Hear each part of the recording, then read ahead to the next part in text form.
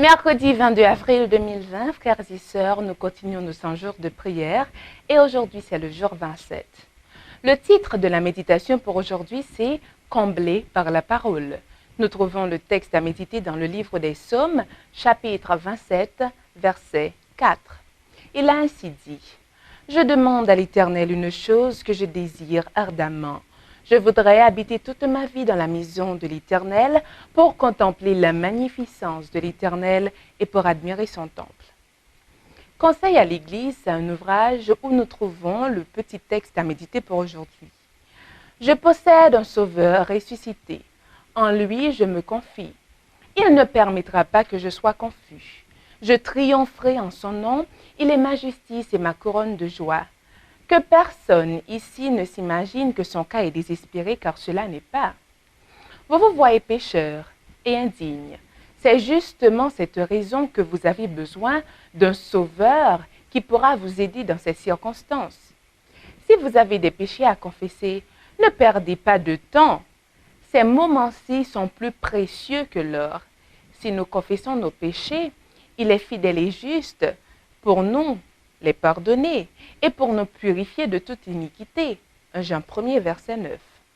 Ceux qui ont faim et soif de justice seront rassasiés, car Jésus l'a promis.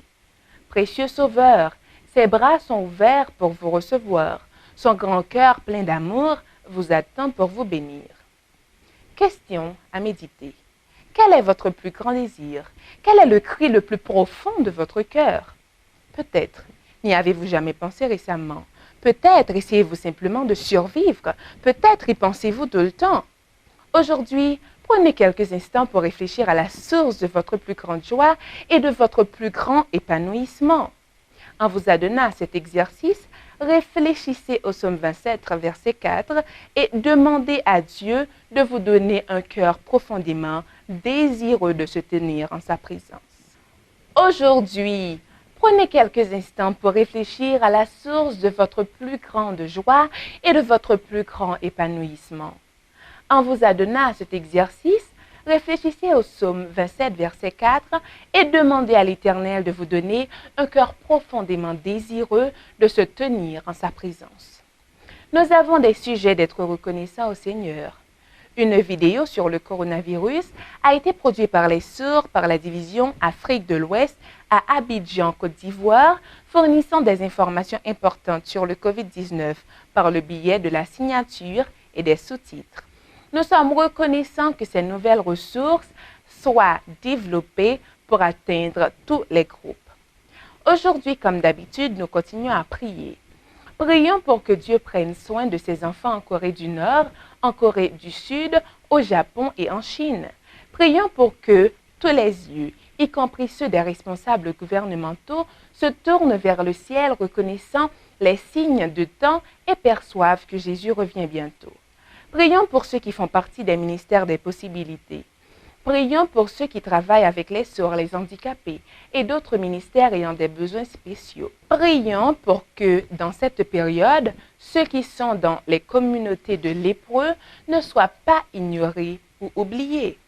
Prions pour que tous, reconnaissant la proximité de la venue de Jésus, nous prenions le temps de le chercher de tout notre cœur et de creuser profondément sa parole.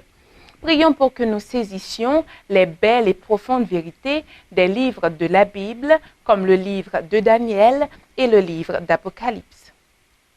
Prions pour que les missionnaires qui sont à leur poste de travail en divers endroits du monde, prions pour que leurs besoins physiques soient pourvus et qu'ils soient tous protégés.